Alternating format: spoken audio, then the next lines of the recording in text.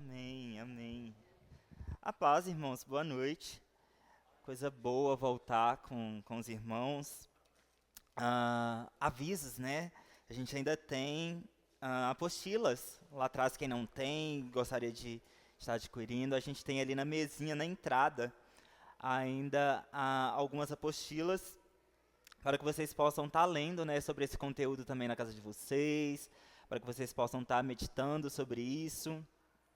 E recapitulando um pouquinho, né, nós começamos a falar na semana passada sobre o porquê que o conhecimento ele é importante na espiritualidade, e nós começamos a perceber que ele é importante justamente porque a gente começa a perceber algumas inclinações do nosso coração, nós começamos a perceber alguns ídolos que o nosso coração tem, a gente começou a perceber o quão o nosso coração tem essa predisposição a se esquecer do Senhor, como o nosso coração ele tem essa inclinação a se esquecer da história, a se esquecer da palavra e criar novos deuses, né? Ou nos colocar nesse lugar de deuses. E aí a gente terminou falando de como é penoso para nós, como é danoso nós não termos as escrituras, porque nós acabamos nos tornando cristãos frágeis, né? E a gente viu em Oséias, no capítulo 6, a gente deu uma corridinha para ler ele, mas a gente viu que o povo estava perecendo sem conhecimento, justamente porque não voltavam às escrituras, né? Não se lembravam de Deus, e aí o próprio Deus os entregava ao castigo para os fazer lembrar. Não, nós temos um Senhor, nós temos uma história, essa história conta sobre esse nosso Criador.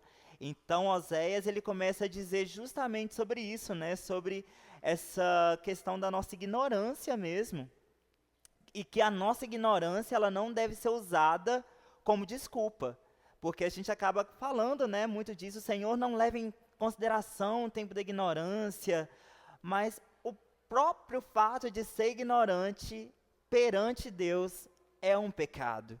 Nós devemos buscar, né, conhecer o Senhor e, como o próprio livro de Oséias diz, prosseguir em conhecer. E a gente viu também que nós não chegamos a ler, vou dar uma lidinha rapidinha nesse capítulo de Romanos, o capítulo primeiro, se você quiser abrir na sua Bíblia aí, pode ficar à vontade, porque a gente vai entender o porquê que nenhum de nós é ignorante diante de Deus. Nós vamos entender o porquê que a nossa ignorância ela chega a ser pecado diante dos olhos de Deus. Então, o primeiro ponto que nós vamos estar lendo aqui é do 19 até o 22, que diz assim: pois o que de Deus se pode conhecer é manifesto entre eles. Entre eles quem? Nós, né, seres humanos, as pessoas. Porque Deus lhe manifestou. Olha só, o próprio Deus se revela para nós.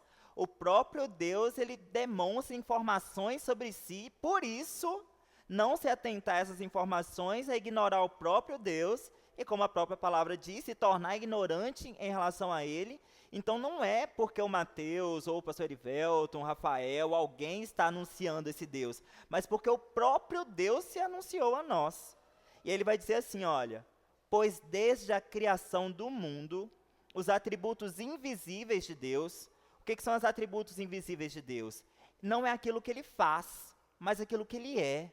Um Deus poderoso, um Deus criativo, um Deus criador, um Deus santo, um Deus bondoso, um Deus alegre, um Deus criativo. Os atributos invisíveis de Deus é aquilo que ele compartilhou, inclusive, para nós. São essas características que Deus pôs em nós e que nos faz imagem e semelhança dele, que é o fato de sermos criativos, de podermos ter misericórdia, bondade, compaixão. Todos esses atributos de Deus, eles foram colocados na criação do mundo. Seguindo aí o nosso versículo. Seu eterno poder e a sua natureza divina têm sido vistos claramente. Olha só o que Paulo vai dizer. Não está escondido. Deus não se escondeu dos seus filhos. Deus não se escondeu da sua criação. Deus não se escondeu de ninguém. Sendo compreendidos por meio das coisas criadas, de forma que tais homens são indesculpáveis, de vermelhinho aí. que significa isso? No dia do grande juízo, do final de todas as eras, qualquer um que se achegue diante do trono e fala assim, Senhor, mas ninguém nunca falou do Senhor para mim. E às vezes a gente tem essa visão muito emocional, né? Principalmente a gente que está dentro da missão, a gente fala, mas os indígenas que nunca ouviram falar do Senhor, eles também são indesculpáveis. Porque o Senhor se revelou a eles através da criação, através da natureza. Tudo isso demonstra um Deus criador. E é por isso que nós corremos para pegar o evangelho aos indígenas, para que eles tenham agora um recurso para se voltarem ao Senhor de maneira correta. Prova que os indígenas, né, como a gente tem essa visão muito misericordiosa, assim, muito com a dó, com a pena, é que eles também têm as suas divindades. Então, se eles também têm as suas divindades, significa que eles não estão longe da compreensão de quem é Deus. Então, por isso eles são indesculpáveis. Eles percebem na natureza que existe alguém além. Porque tendo conhecido de Deus, seguindo aí depois os indesculpáveis, porque tendo conhecido a Deus, não glorificaram como Deus. Olha só, percebem, o ser humano percebe quem é o Senhor, só não dá a glória que é devida. Nem lhe renderam graças, mas os seus pensamentos tornaram-se fúteis, e os seus corações insensatos se obscureceram. Lembra da aula passada, dos ídolos do coração? É justamente isso. E olha só a ganância e a ignorância do ser humano. Ele diz o seguinte, dizendo-se sábios, tornaram-se loucos. Então a gente precisa entender justamente esse ponto também. Sumiu aqui pra gente. E aí a gente começa a perceber, né, o ser humano que já está tendo pistas de Deus na natureza. Esse mesmo ser humano que já está tendo de Deus, e porque está tendo esse próprio anúncio do próprio Deus, eles se tornam indesculpáveis. A própria ignorância, para estes que são pecadores, se torna um motivo de se acharem sábios. Então, o sábio não é quem se submete a Deus na ótica deles. O sábio é justamente quem acha que pode viver longe do Senhor, e que pode criar os seus próprios deuses, e que pode ser o próprio Deus. Então, na vista de Romanos, esses que se dizem sábios de viverem fora dos atributos, fora do comando de Deus, do senhorio de Deus, esses que se acham poderosos ao ponto de criarem seus próprios deuses, ou viverem fora dos mandamentos do Deus Todo-Poderoso, esses são tidos como loucos. E por que, né, que eles vão ter tido como loucos? A gente deu um pulo, vai aparecer aí para vocês, Romanos, no capítulo 28 até o 33. Capítulo 1, tá? No versículo 28 até o 33. A gente deu um salto, porque entre esses dois versículos tem toda uma narrativa que fala sobre a questão da homossexualidade, que não é o ponto de hoje, mas que também é um ponto de idolatria, né? É um ponto de idolatrar a si mesmo e idolatrar os seus próprios sentimentos caídos, onde a gente hipervaloriza o sentimento e as emoções, as ordenanças do Senhor. Então, se trata também da mesma sequência de idolatrias do coração. E o versículo 28 do capítulo 1 de Romanos vai dizer assim, eu vou ler do 28 até o 32. Além do mais, visto que desprezaram o conhecimento de Deus, olha o perigo, desprezaram o conhecimento de Deus, e nós não estamos falando apenas em questões e pautas de homossexualidade, o termo correto é homossexualidade. Vai dizer assim, olha, ele os entregou a uma disposição mental reprovável. O que é essa disposição mental reprovável? Para todos esses pecadores que agora abraçaram os ídolos do seu coração, é de achar que são autossuficientes, não precisam do Senhor e não precisam da sua ordenança, não precisam do conhecimento, não precisam das escrituras. E quão grave isso é? Diz assim, olha, para praticarem o que não deviam. Tornaram-se cheios de toda sorte de injustiça. A falta do conhecimento de Deus é que faz com que a nossa nação, e não somente a nossa nação, seja tão injusta e tão impiedosa com seus recursos. Muitos nós falamos e nos queixamos sobre, muitas das vezes, a fome da África. Né? Nós pegamos a África com um grande conhecimento, com um grande continente, né? A África é belíssima, e não é apenas países pobres, mas nós pegamos, né, essa imagem dos meninos magrinhos, desnutridos, com a barriga inchada, e falamos assim, onde que está teu Deus? Como é que Deus permite tal problema? Na verdade, a questão do problema, a questão do mal, a questão da maldade, está nisso aqui, olha. por reprovarmos os conselhos e o conhecimento de Deus, nós somos entregues à nossa própria injustiça. Não falta recurso, falta pessoas submissas ao Deus que ama, ao ponto de compartilhar de maneira justa e sábia os recursos da nação. Então, quando nós vemos todo o problema do mal na sociedade, como o roubo, como o feminicídio, como os abusos sexuais e toda má sorte de intempéries que nós temos aí, nós estamos vendo não um Deus que é injusto, mas um Deus que tinha dado a toda a criação submissa ao ser humano, e o ser humano, por falta de conhecimento das Escrituras e das ordenanças de Deus, agora gere mal aquilo que lhe foi entregue. Então, quando nós vemos algo injusto, sabemos aqui, olha, que é por desprezarem o conhecimento de Deus. E aí o versículo segue, ele vai dizer assim, olha, maldade, ganância e depravação, mais frutos da falta de conhecimento de Deus. Toda essa ganância, sabe aquele colega de trabalho que puxa o tapete para chegar num patamar maior? Nada mais, nada menos do que falta de conhecimento de Deus. Sabe o cristão que compactua com isso e também faz isso? Se enquadra no mesmo papel, porque Romanos aqui, essa carta não está sendo escrita para descrentes, e é isso que deve nos chocar. Essas cartas de Paulo, elas são escritas para a igreja, então esses são problemas que estão acontecendo dentro do ambiente religioso. Então nós podemos perceber que a maldade talvez esteja no nosso meio, a ganância esteja no nosso meio, a injustiça esteja no nosso meio, justamente porque nós abraçamos cultos que nós celebramos a nós mesmos, fazemos grandes eventos, fazemos cultos belíssimos, com hinos afinadíssimos, mas desprezamos o conhecimento de Deus. E se a igreja tem esse reflexo mal da queda, imagine lá fora. Então é nesse ponto que nós precisamos entender a importância do conhecimento na nossa espiritualidade. E ele vai seguir assim, olha, são bisbilhoteiros, lembra lá dos fofoqueiros? São caluniadores, são inimigos de Deus. E eu coloquei isso de vermelhinho, se vocês verem ali. São inimigos de Deus, são insolentes, são arrogantes e presunçosos. Então, se você está desprezando o conhecimento da Bíblia, saibamos que a gente está ali, olha, inimigos de Deus, nesse pacotinho. Inventam maneiras de praticar o mal, sempre tem uma forma nova, sempre evoluem como. A gente vê isso nos golpes. Os golpes antigamente eram outros. Hoje os golpes, por exemplo, a gente tem aí o surto da inteligência artificial, pessoas que usam a nossa imagem, a nossa voz, a nossa forma de falar, os nossos trejeitos para pedir dinheiro, para extorquir, porque inventam maneiras sempre novas de darem vazão ao quê? O ídolo do seu próprio coração, que é ele mesmo. Desobedecem a seus pais, são insensatos e desleais, sem amor pela família, implacáveis. Agora pense no seu pior pecador, na pior raça que você conseguir imaginar. Você é capaz de chegar. Se você não tiver as Escrituras, talvez esse seja o seu próximo patamar. E agora de vermelhinho aí também, para a gente gravar bem no nosso coração. Embora conheçam o justo decreto de Deus. Não estamos falando de nada oculto. Estamos falando de algo que é revelado. Embora conheçam o justo decreto de Deus, de que as pessoas que praticam tais coisas merecem a morte.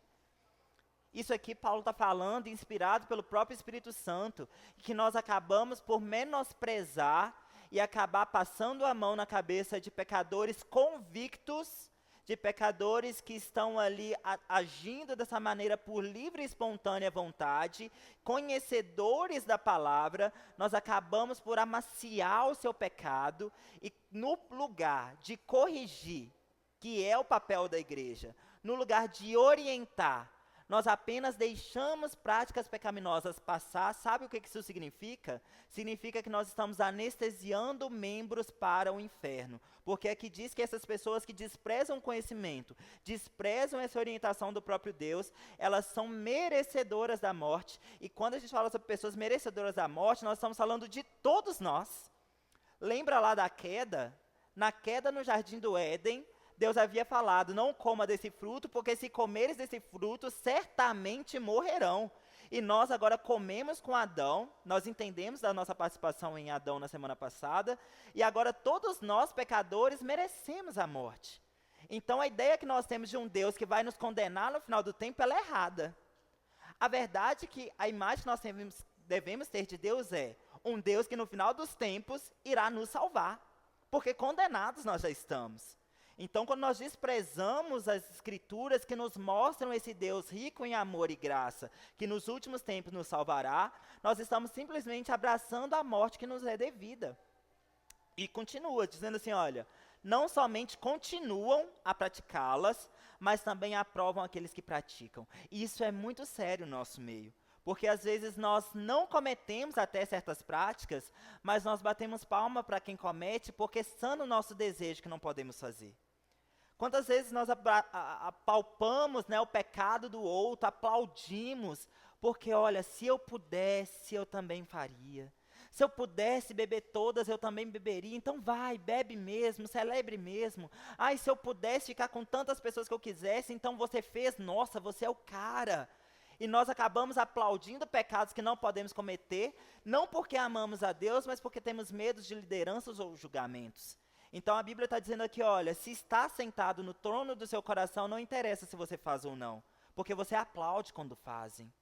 Quando nós vemos alguém, por mais pecador que seja, e uma frase que nós ouvimos muito, por muito tempo, que é, bandido bom é bandido morto. A frase do convertido é, bandido bom é bandido convertido. Bandido bom é bandido que se rende aos pés do Senhor, porque nós não podemos matar, mas nós aprovamos quando alguém os mata. E prova disso é quando nós voltamos para as Escrituras e vemos, os judeus não podiam matar Jesus Cristo. O que eles fazem? Pôncio Pilatos pode, Roma pode, entregue ele a Roma, e Roma certamente o matará. E quando Roma matar Jesus Cristo, o que faremos? O sangue de Cristo também está em suas mãos, judeus, porque Roma entregou, porque vocês o entregaram à morte. O seu coração aplaudiu. Então Romanos vai dizer algo muito interessante aqui. Conheçamos as Escrituras como um espelho para o nosso próprio coração, a fim de que nós tiremos o nosso próprio pecado. E aí a gente segue para o finalzinho, que é sobre a importância das Escrituras na espiritualidade. São Agostinho de Hipona. Essa aula a gente vai falar sobre muitas pessoas que vão soar católico para vocês. E eles eram mesmo, tá? Nós viemos de uma mesma raiz, né, de uma mesma matriz, e a gente vê que é uma pena que falemos tão pouco sobre Agostinho de Hipona. Ele foi, vamos dizer que um padre, né, um santo, como diz a Igreja Católica, um santo homem de Deus, como, né, outros foram, e nós devemos ser, que ele começou a fazer a relação entre a nossa fé e a razão. Porque nós ficamos sempre pensando assim, tem até um hino que ele é muito bonito, né? Como escolher entre a fé e a razão, que é uma música linda, tá? Fala sobre a história de Abraão, quando ele vai entregar Isaac, ele começa a falar, quando a fé, irmão, é opção, né? E ela te pede um sim, você precisa entregar o seu filho. Nós entendemos isso. Não precisamos parar de cantar essa música. Ela é bíblica e ela é bem linda.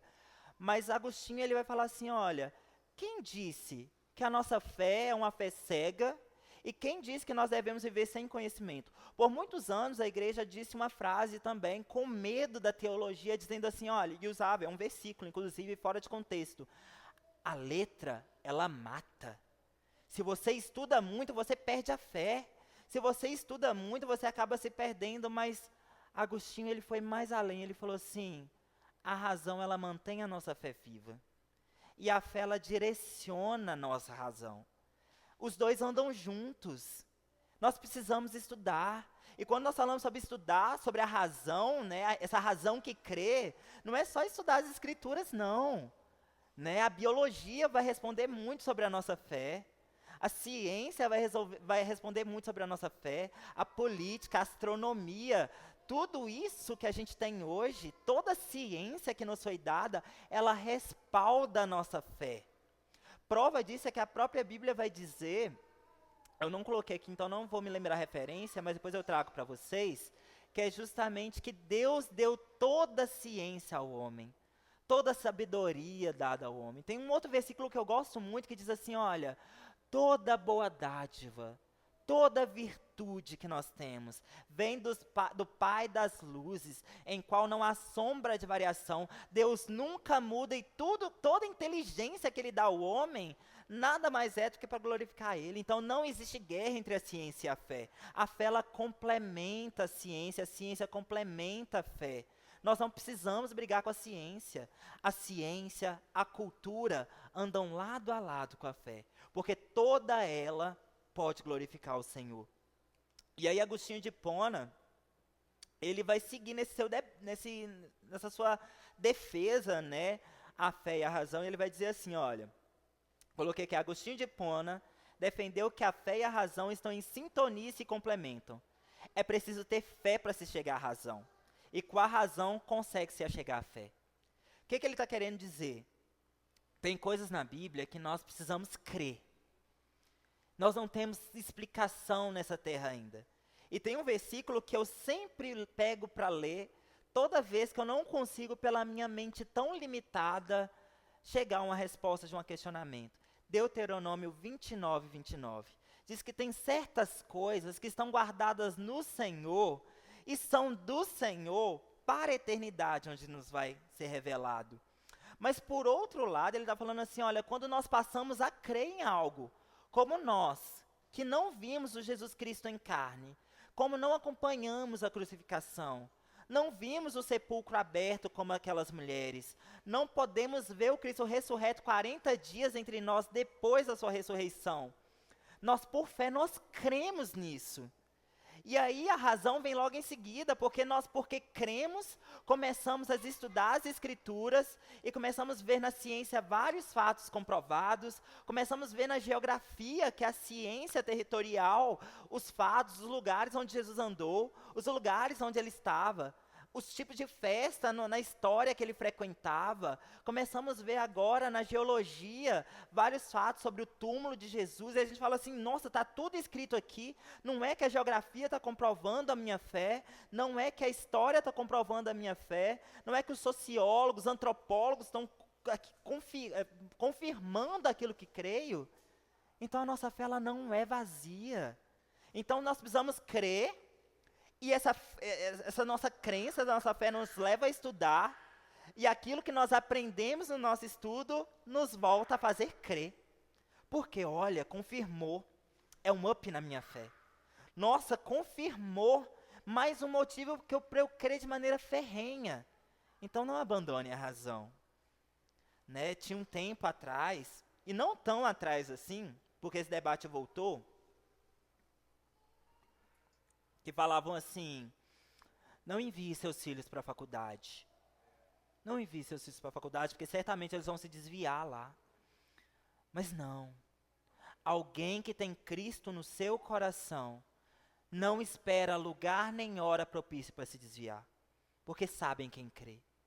E sabendo em quem crê, a sua faculdade vai ser só um instrumento da sua fé.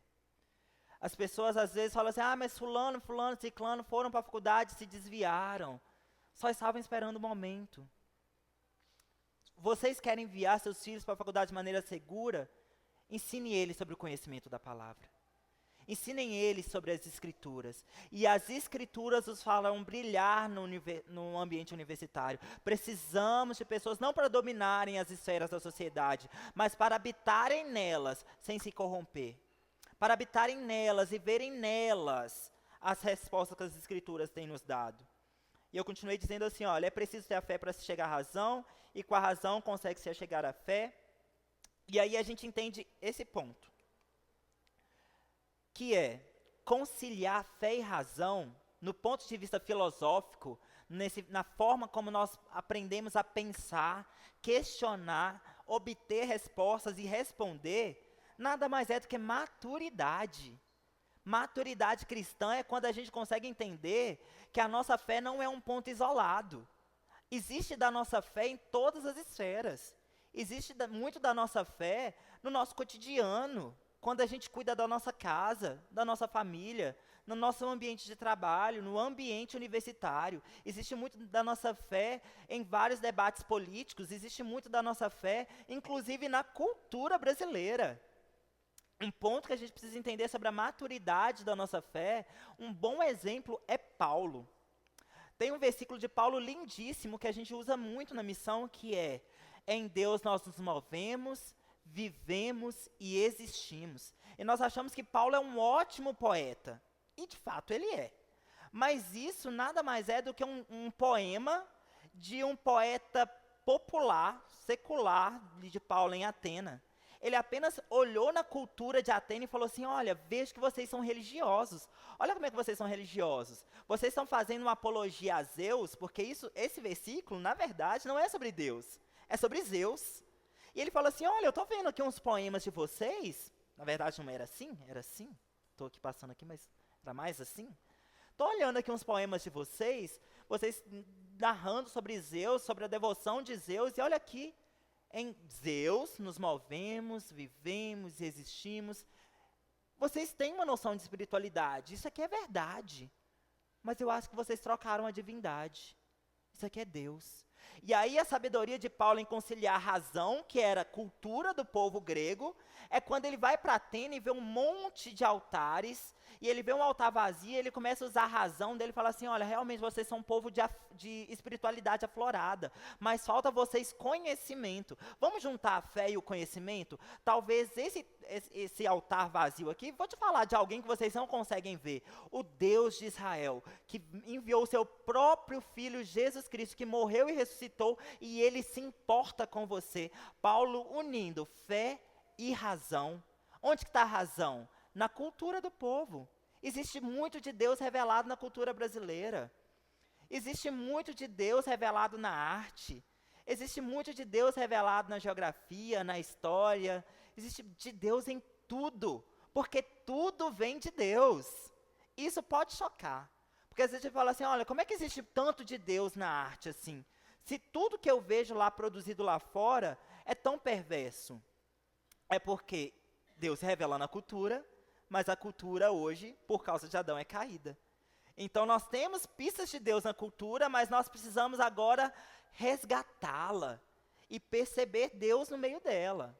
Então por isso que é importante aí a gente entender que se a gente consegue juntar fé e razão, isso nos faz cristãos muito mais maduros na nossa fé. Seguindo aí, a fé ela nos ilumina. E esse é um ponto que ela vai nos iluminar inclusive para a gente viver a nossa vida racional. Ao contrário do que muitos pensam, para crer na Bíblia não é preciso praticar uma fé cega, que é aquela que você vem, acredita em cura, acredita em revelação, mas não acredita na revelação propriamente dita nas Escrituras. Não pega para ler. Tudo que fala, a gente engole. Tudo que serve, a gente engole, a gente leva para a nossa casa. E aí a gente está vivendo hoje num mundo, né, dessa fast church que eu falei, dessa igreja rápida, onde que ao invés de ouvirmos uma pregação de 1 hora, um ensino, uma exposição das escrituras de 1 hora e meia, a gente prefere ouvir um Reels de Instagram, que é 1 minuto. A gente prefere um vídeo curto de 5 minutos do nosso pastor favorito de YouTube. Só que se a gente pratica isso, a gente acaba absorvendo coisas onde nós não somos pastoreados e que muitas das vezes não tem comprometimento com o ensino das Escrituras, mas apenas um afago do nosso ego, um abraço da nossa emoção. E a Bíblia por si só ela já nos consola. Nós não precisamos de pessoas que preguem de maneira egocêntrica ou antropocêntrica, né, colocando o homem no centro de todas as coisas. Sem o uso da razão, muito pelo contrário. Né, Hebreus 11:1 e 1 Pedro 3:15 vai falar muito sobre essa fé, que nós não conseguimos ver, porém nós sabemos que ela é real justamente por causa da razão. Porque não é uma fé, estou aqui esperando um negócio que eu não sei se vai acontecer, mas pode ser que sim, pode ser que não. Não. É uma fé porque nós não vimos o reino de Deus estabelecido na sua totalidade, mas nós temos evidências racionais o suficiente para saber que o nosso Deus não mente. Então é sobre esse tipo de fé que nós estamos falando, que é a fé que nós usamos para conhecer o Senhor e a sua palavra, para conseguir verificar nas Escrituras, que esse versículo de Atos 17:11 é sobre os bereanos, que nós já citamos, a perceber no nosso meio, a perceber nas Escrituras, a perceber na natureza, na cultura, em todos os métodos, que isso tudo é verdadeiro, a interpretar da maneira certa as Escrituras. Nós não podemos interpretar a Bíblia de acordo com o nosso interesse, mas de acordo com o interesse de Deus. E é aí que está muitas heresias surgindo. Nós pegamos profecias que não são para nós e abraçamos. Mas a correção que é para nós, a gente, opa, isso aqui não era para nós, isso aqui é só para Israel. Isso aqui, não, essa correção aqui, ela não é para nós, é apenas para Corinto. Não, essa aqui é só para os Efésios, isso aqui é só para os romanos. Mas as profecias, as bênçãos, a gente vai pegando, porque a gente interpreta de acordo com a nossa vontade, não de acordo com a vontade do Senhor. E é interpretando da maneira certa que a gente consegue assimilar a nossa fé, viver de acordo com o que ela diz de maneira certa. Então é a fé, de maneira racional, que vai nos iluminar. Porque primeiro a gente crê, e depois a gente entende. Mas se a gente crê e não passa a entender, um dia a nossa fé morre. Essa é a principal relação entre a fé e a razão. Nós precisamos da razão para manter a nossa fé viva, firme, consistente.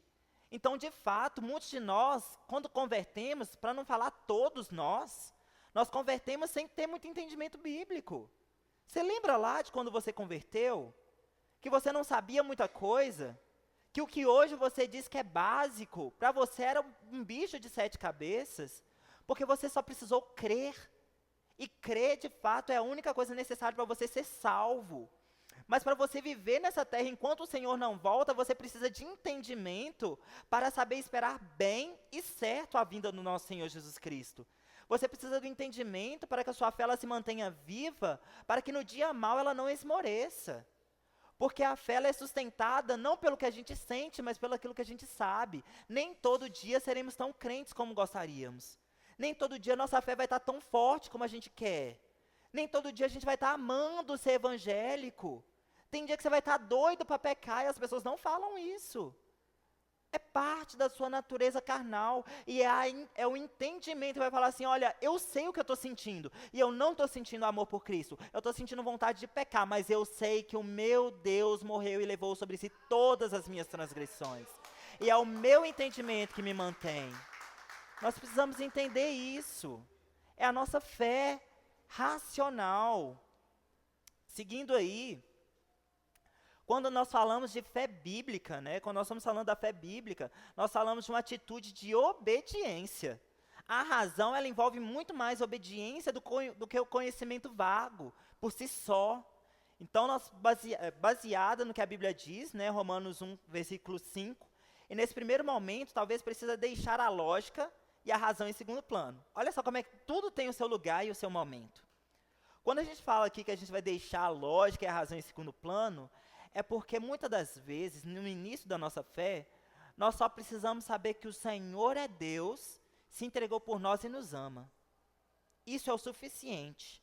Por isso que a Bíblia diz que a salvação ela vem pela fé, pelo ouvir da palavra de Deus, no sentido de que eu reconheci, Jesus Cristo me ama, Ele é o Filho de Deus e morreu por mim.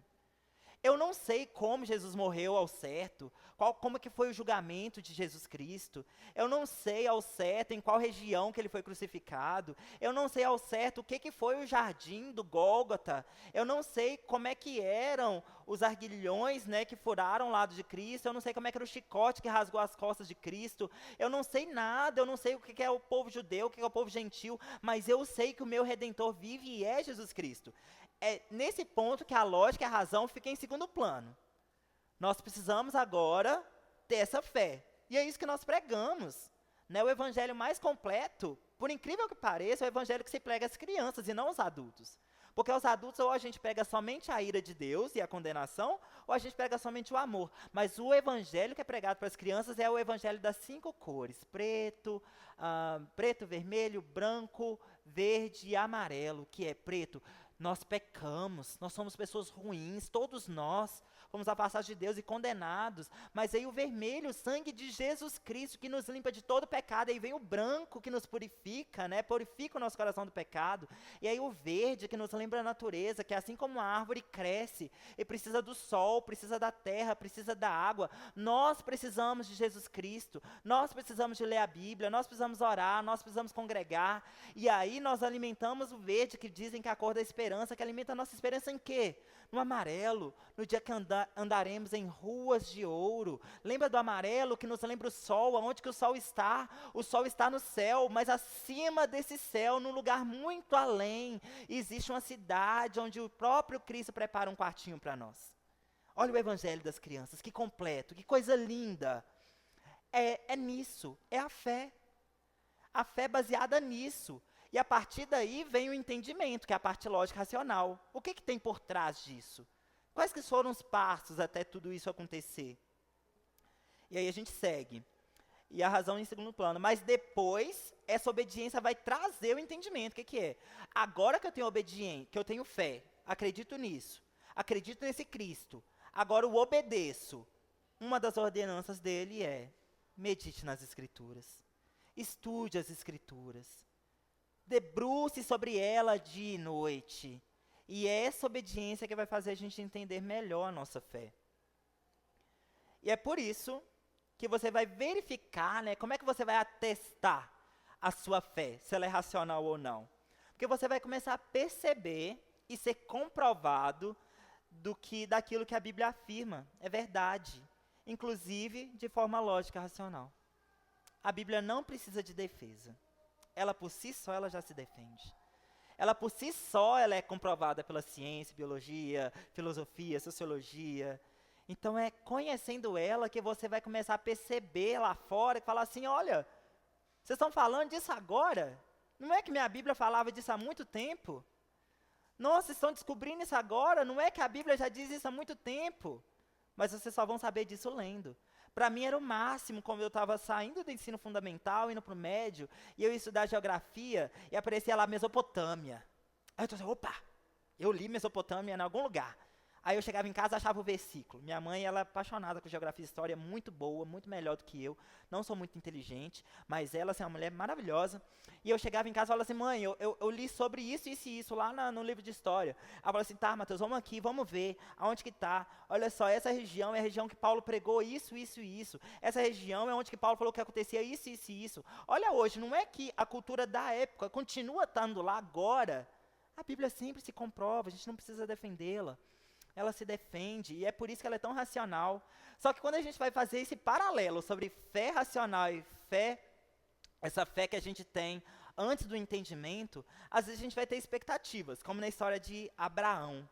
Gênesis 15 vai falar da promessa, né? No início de nós, o nosso primeiro patriarca aí, alguém muito importante para a nossa fé, para o nosso povo, né? O povo de Deus. Abraão, ele recebe uma promessa, um chamado de Deus. Ele vivia numa terra totalmente idólatra, numa família idólatra. Vou correr aqui em nome de Jesus. Numa família idólatra.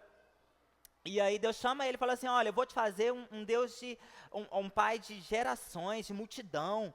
E aí ele chama agora Abraão para fora da tenda e fala assim: olha para o céu, olha as estrelas. Sua geração vai ser tão numerosa quanto essas.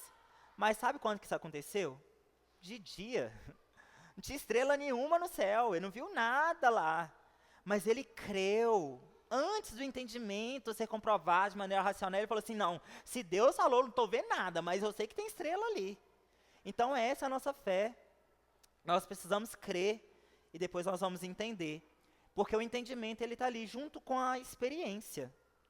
Nós vamos ter experiência sim. Muitos de vocês devem ter experiências de terem sonhos, ou de terem recebido profecias, ou de terem recebido curas da parte do Senhor. Tudo isso é importante, sim. Foi dado pelo Senhor para a saúde da igreja. Mas o entendimento tem que estar junto. Porque senão a gente pega a profecia e começa a estipular profetas no nosso meio e cria arraial de profetas, e isso gera um problema gigantesco. A gente pega o dom de cura com a experiência da cura que a gente teve e acaba intitulando curandeiros no nosso meio, isso é um problema gigantesco. Então a gente precisa do entendimento junto com as nossas experiências. E aí é que entra. Teologia não esfria o crente, gente. Pode estudar, mas ela vai apagar o fogo estranho. E também vai manter a chama da fé genuína acesa. Por isso que nós precisamos aí de fé genuína. Eu vou dar só uma introdução nessa aqui e a gente corre na próxima aula com ela, porque a gente não vai ter muito tempo para falar. Fundamentos históricos da fé, que é a aula número 2 de vocês na apostila, se não me engano. os céus e a terra passarão, mas as minhas palavras jamais passarão. A gente vai entender de alguns documentos que a gente tem na nossa história da igreja, que são muito importantes, que são muito usados na igreja católica, a gente torce o nariz, mas faz parte da nossa história e precisa ser resgatado pelos protestantes. Perguntinhas, quando vocês querem fazer, tem um QR Code aí no cantinho. Os fundamentos históricos da fé são compilados, que fazem um resumo da nossa fé, e que são usados muito pela igreja confessional. A nossa igreja ela não tem um modelo confessional, mas eu vou explicar o que é uma igreja confessional. Uma igreja confessional são igrejas que pegam dados, confissões históricas, compilados de fé, que reuniram toda a nossa crença, e eles têm costume de ler e recitar. Então a igreja acaba decorando isso para recitar, para sempre lembrar da sua fé. Então isso são igrejas confessionais. Por exemplo, na Europa, todas as igrejas que eu pude frequentar, eles fazem sempre a leitura do credo apostólico, por exemplo, para que a igreja sempre lembre da sua fé, do que eles creem, né? Então, as igrejas confessionais, ao longo da história, elas serviram para preservar a fé histórica. O que é a fé histórica? É a fé genuína, que é essa que nós cremos, mas que foi defendida ferrenhamente com derramamento de sangue ao longo da história. Então, significa o quê? Se as pessoas desejaram morrer para manter essa fé, talvez seja algo que vale a pena seguir. Se as pessoas desejaram morrer por essa fé, talvez seja algo que vale a pena decorar. Então, seguindo aí, sobre igrejas confessionais, vou ler rapidinho essa parte. Quando se trata de símbolos de fé e fundamentos espirituais, estamos falando sobre uma vantagem prática muito presente nas igrejas confessionais. Uma igreja confessional é uma igreja que professa uma doutrina que se manifesta nas suas práticas a fim de não meramente decorar, não é uma reza, tá? E nem uma oração. Mas trazer sempre a memória de forma cultural compilados que sustentaram a fé da igreja por longos anos, desde os pais da igreja. E aí a gente vai, olha só como é que é tão importante.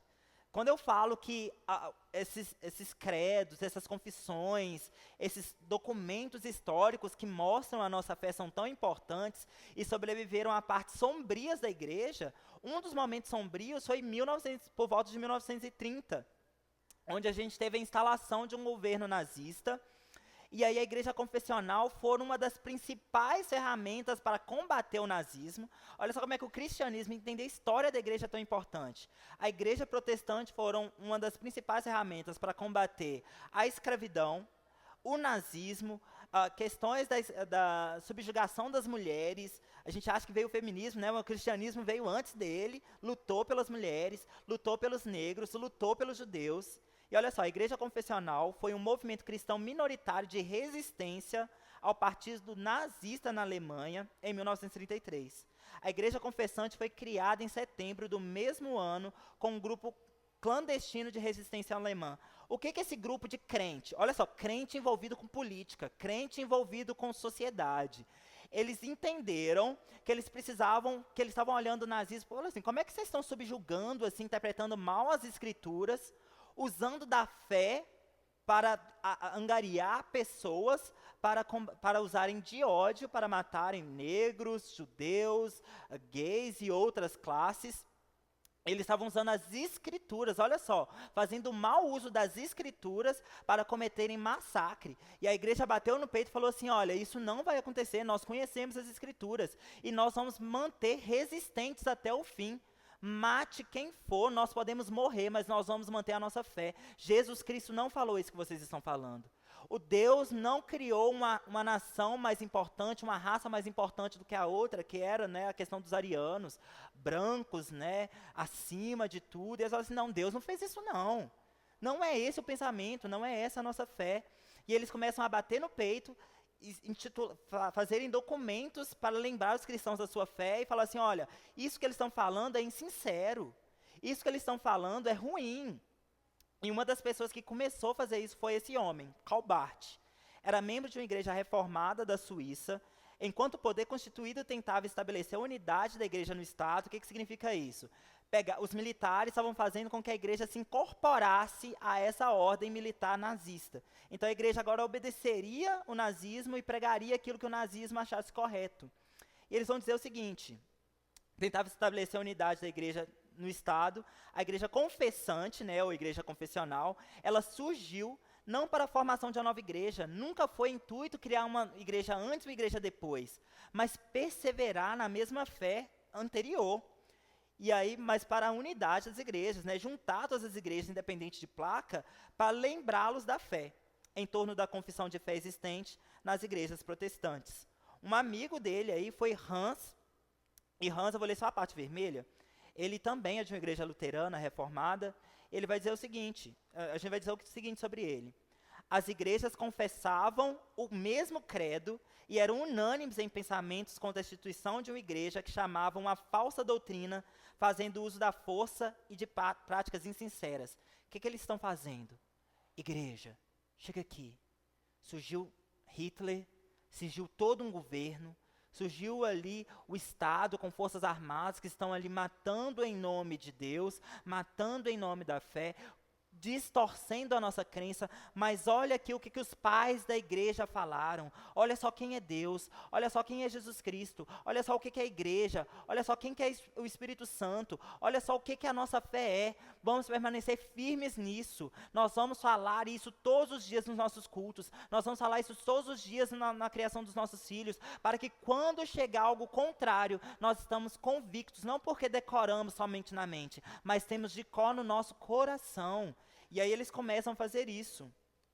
E aí a gente tem várias pessoas, como Martin Niemöller, ele também foi um líder que assumiu a igreja confessional, que foi essa igreja que batia no peito as nossas crenças, e ele foi um dos homens que foi levado ao campo de concentração, porque ele pregava o evangelho genuíno, ou seja, pessoas morrendo pela crença que nós nem sequer lembramos hoje, porque abandonamos a história da igreja, abandonamos o conhecimento de Cristo e de seus mandamentos. Outro coleguinha dele, que é o último que eu vou citar, que é um que eu tenho amor. Esse homem, ele foi um missionário, Bonhoeffer, ele tem várias obras do cristianismo que são muito interessantes. Ele fala muito sobre pastoreio, fala muito sobre liderança, fala muito sobre pregação do evangelho. E esse homem, ele foi um combatente direto do nazismo através da igreja confessional, lembrando o povo, não somente a igreja, mas toda a comunidade, de que esse Estado que estava sendo instaurado, todo esse caos, era antibíblico. E aí ele levantou um exército, ele tinha um grupo de missionários gigantesco, chamava Exército de Cristo. E ele realmente aplicava como se fosse um exército. Tinha ali a sua fanfarra, o pessoal levantava, fazia continência, era realmente uma junta militar de Cristo. Ele instaurou isso. E ele tinha seus problemas, ele tinha muito uma ideia de passar a igreja de pai para filho, para vocês verem que os reformadores também têm problemas, os pais da igreja também têm problemas. A gente vai ter teólogos reformadores que foram importantíssimos para a nossa fé, que eram escravagistas, porque reproduziam falas e comportamentos da sua época. Na sua época era comum ter escravos, ele achava que eram escravos. E o problema desse homem chamado Bonhoeffer era justamente que ele acreditava de fato ser um exército de Cristo, como propriamente dito. E ele levantou uma armada contra Hitler e queria assassinar Hitler, porque ele falava assim: esse homem está pregando contra a palavra, vamos matar ele. Está errado, gente, não matem. Tá? Não é a melhor solução, violência não resolve tudo, nada, ou pelo menos uma parte. E aí ele foi enforcado aí, como resultado dessa ameaça ao governo de Hitler. E para a gente terminar, hoje eu vou terminar antes do que na última quarta-feira. Não é 19 minutos, talvez uns 5. E aí a gente tem os fundamentos históricos da fé. O que esse povo estava morrendo? O que esse povo estava defendendo? O que esse povo estava ensinando? Eles estavam ensinando confissões, credos e catecismos. São palavras que soam muito católicas, que a gente tem muito preconceito. Mas são o que são e são muito importantes. Credos e confissões são muito parecidas, tá? Tem a mesma estrutura. Só que um credo, como a própria palavra diz, se não me engano, acho que é latim. Não estou me lembrando agora a palavra credo. Mas credo significa crença, significa creio. O que eu creio? E por isso as igrejas confessionais sempre recitam o credo apostólico antes do batismo, né? Eu creio nisso. Então eu posso batizar, porque eu creio. Só que as confissões é pegar o credo e destrinchar ele mais abertamente, com referências bíblicas, com fontes. E aí as confissões, elas vão trazer estudos, como por exemplo a gente tem... e os catecismos vão seguir a mesma lógica aí, só que é mais sistemático, é mais estruturado. Os catecismos, por exemplo, a gente tem o catecismo de Westminster, o catecismo de Calvino, são livros que têm perguntas e respostas, que vão fazendo perguntas simples e respostas curtas, de até 3 linhas. Então é um livro super facinho de ler, eu super recomendo o Catecismo de Westminster, por exemplo, que é a porta de abertura, né? Que é o livro que os reformados ensinavam e liam para suas crianças. Então eles liam lá toda noite, abriam com suas crianças e falavam assim, olha, quem é Deus? Aí respondia, as crianças decoravam. Quem é o Espírito Santo? São perguntas que às vezes a gente não sabe responder. Então são esses que são os fundamentos, né, que eles defendiam. E a gente vai aprender sobre eles numa outra aula. E esses documentos eles foram guardados durante toda a era patrística. Mateus, o que é uma era patrística? Nada mais é do que longos séculos, né, muitos anos, onde grandes teólogos, doutores, pastores construíram a teologia para rebater as heresias, os falsos ensinos que se levantavam. Então é um compilado de sermão, de carta, de vários documentos que defendiam a nossa fé, que os pais da igreja, do qual o Santo Agostinho, que a gente já falou da fé e a razão, é um deles. Então a gente vê aí que eles tinham esse olhar histórico da fé. Isso é o credo, é a gente olhar para a nossa história e falar assim, olha, a nossa fé ela não nasceu no nosso umbigo, não é criação nossa. Nossa fé também tem regra. Vamos estudar o que os que vieram antes de nós fizeram? E por que é importante a gente fazer isso? Porque eles estiveram numa era muito mais próxima dos apóstolos, que estiveram muito mais próximos de Cristo. Então, eles têm informações, eles têm vivências que são extremamente necessárias para a nossa fé, que está distante do tempo bíblico. Então, por isso eles são tão importantes. E a história é justamente para a gente não repetir o erro e continuar confessando a nossa fé. Tem uma frase que eu gosto muito, que fala assim, olha, quem não aprende com a história está fadado a cometer o mesmo erro outra vez. E é por isso que a gente precisa desse olhar histórico da fé. Correndo aí para a gente terminar. Qual a importância de estudar os pais da igreja? Depois a gente vai citar, em outra aula, citar quem que são os pais da igreja, qual é a importância deles. Mas serve para a gente aprender a nossa fé. A gente precisa ser ensinado a crer também. Para a gente aprender a compreender e para a gente defender. Um dos pais da igreja, fugiu o nome dele aqui agora, mas ele surgiu quando o islamismo estava em ascensão, na criação do islamismo, um boom de islamismo. E aí ele levantou como um pai da igreja, formando teologia bíblica, e falou assim, olha, isso é errado por causa disso. E aí o islamismo voltou agora no século XXI com um boom gigantesco. Tá indo para uma das maiores seitas do mundo, tomando toda a Europa, vindo para a América do Norte, quando a gente piscar, está aqui na América do Sul. E o que esse homem lá na origem do islamismo falou? Será que é relevante para nós hoje? Claro, porque ele já tem um estudo elaborado, então serve até para a gente defender a nossa fé cristã. A gente não vai focar aqui nos pais da igreja hoje, vou deixar para o próximo dia. Mas eles não eram perfeitos, a gente meio que já falou. Todos eles tinham pecado, tá, gente? A gente não vai idolatrar Santo Agostinho porque ele falou algo certo. Fez mais que a sua obrigação, já dizia as mães, né? A gente está aí para isso mesmo, para estudar a Bíblia e trazer respostas à sociedade. Mas eles não eram perfeitos, eram pessoas como nós. E isso não é para nos desesperançar.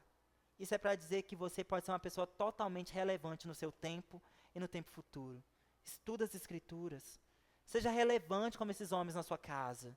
Seja relevante como esses homens e mulheres, tá? Tinham muitas mulheres reformadoras também, que a gente não fala muito. Mas tinham muitas mulheres boas de Bíblia e boas de relacionamento com o Senhor, e ainda existem. Lembra disso aqui, olha, para que servem os credos? Né? Por que a gente usa o credo? Ao usar o credo, nós fazemos junto com a Igreja Universal. O que é a Igreja Universal? Não é a igreja que tem ali perto do Centro Cultural, não, tá, gente? É a igreja de todo o tempo, em todos os países, estados, ao longo de todas as eras. Nós confessamos a mesma fé do que a igreja que estava lá no Atos 2, recebendo o Espírito Santo. Nós temos a mesma fé da mesma igreja que estava não formada, né, como igreja, mas como povo de Deus lá em Israel, no Antigo Testamento. Nós somos o mesmo povo. E aí, nós vamos confessar isso ao longo da história, até Jesus Cristo voltar e consumar a nossa fé, onde a nossa fé vai deixar de existir, porque nós vamos ver e tocar Jesus Cristo. E aí eu vou pular aqui para o nosso credo niceno, que é um compilado da nossa crença, tá? Um compilado de tudo que nós acreditamos, e foi uma reunião, uma das primeiras reuniões que a gente teve, porque estava surgindo tanta heresia. Quarta-feira que vem a gente fala das heresias.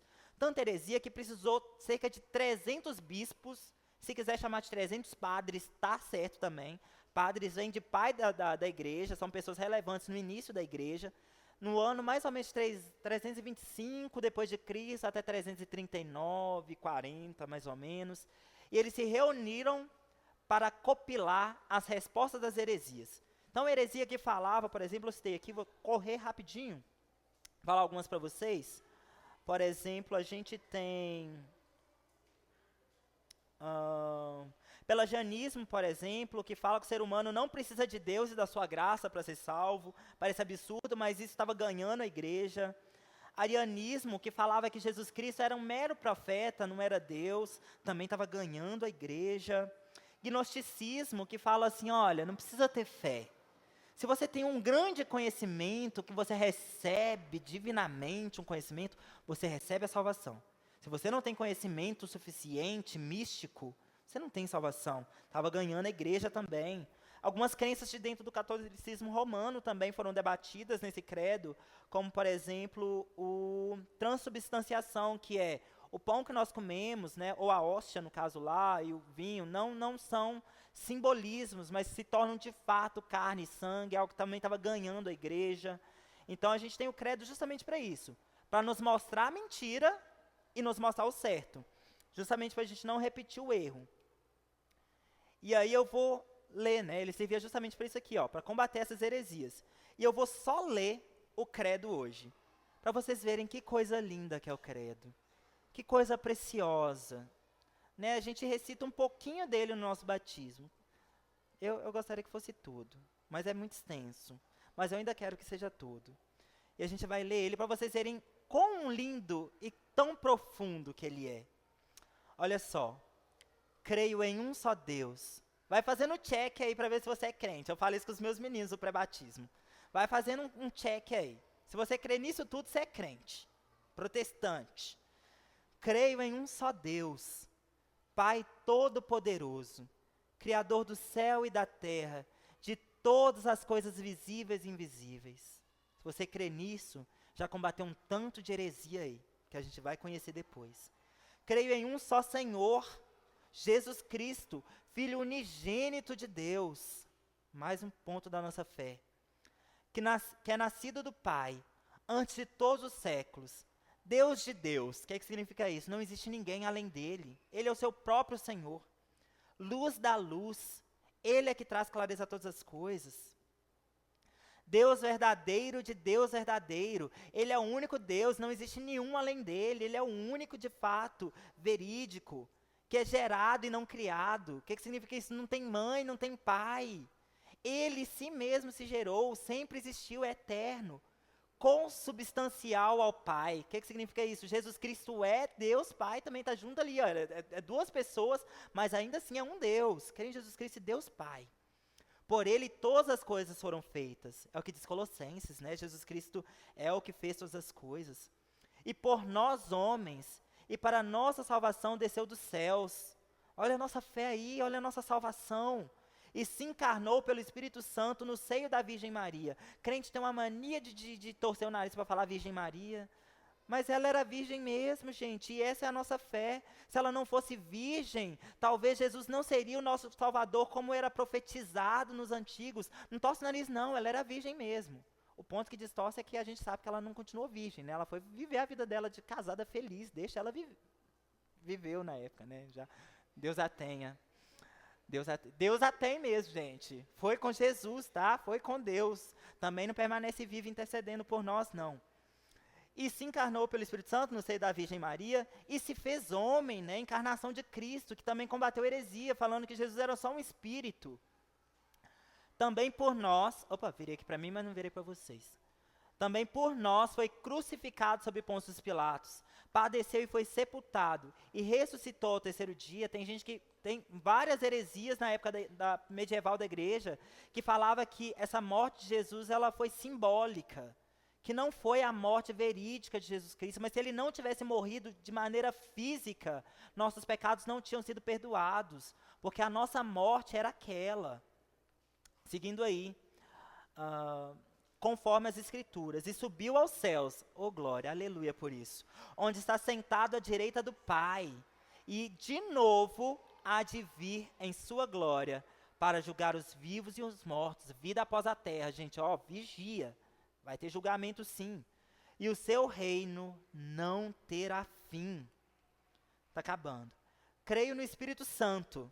Olha só, o Espírito Santo é uma pessoa, o Espírito Santo é Deus, não é uma energia, um arrepio, igual muita gente fala, não é uma força do universo. Creio no Espírito Santo, Senhor que dá vida, e procede do Pai e do Filho, e com o Pai e com o Filho é adorado e glorificado. O que significa isso?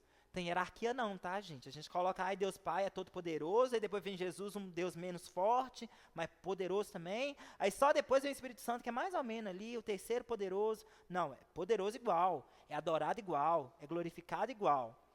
Ele que falou pelos profetas. Olha só, a gente fala muito do Espírito Santo só com os dons em Atos 2. A gente só lembra do Espírito Santo de Atos 2 para frente. Mas quem foi o Espírito Santo? Ele já estava lá, se movendo sobre a face das águas, usando os profetas, trazendo ensino ao povo, trazendo salvação ao povo, mediante a fé, não no Jesus que veio, mas no Jesus que viria. O Espírito Santo é muito mais do que os dons. Creio na igreja, agora a última parte. Creio na igreja una, ou universal, santa e católica. Quando a gente fala católica, gente, não é a católica apostólica romana. É católica no geral. Católica é a igreja universal, de todos os tempos, em todos os momentos, em todos os lugares. E apostólica. O que é apostólica? Que segue os ensinos dos apóstolos. Aquilo que os apóstolos pregou, nós continuamos crendo hoje. Professo um só batismo para a remissão dos pecados e espero a ressurreição dos mortos, que é o ensino de Paulo. Gente, fica triste não. Esse pessoal que morreu com Jesus, vocês vão reencontrar com eles. Se vocês morrerem também, fica calmo. Tem medo da morte não. Nós vamos encontrar com Jesus Cristo. No final dos tempos, ele vai vir, vai ressuscitar o pessoal, que vocês estão sentindo saudade, e vai levar a gente também. Então tem vida após a morte. Ressurreição dos mortos e a vida do mundo, e a vida do mundo que há de vir, que é a nação que nós esperamos, onde todas as coisas vão ser restauradas. Não haverá mais morte, dor, choro, tudo que é ruim ficará para trás, porque a antiga ordem se passou. Então, olha só como é que esse credo é precioso para nos lembrar de tudo que nós cremos. Isso é um presente da igreja medieval. E por isso nós devemos lembrar disso sempre. Então é isso, pessoal. Até a próxima aula de Pilares da Fé. Agora a gente já calçou, já asfaltou o caminho para a gente entender o que a gente crê. Na próxima aula a gente vai pegar frase por frase desse credo apostólico e nós vamos entender na Bíblia, com os versículos da Bíblia, a nossa fé. E aí nada e nem ninguém vai tirar a nossa crença de nós. Nenhum ensinamento errado vai nos roubar. E é isso é que é a importância da fé. E é isso, obrigado, gente. Até a próxima.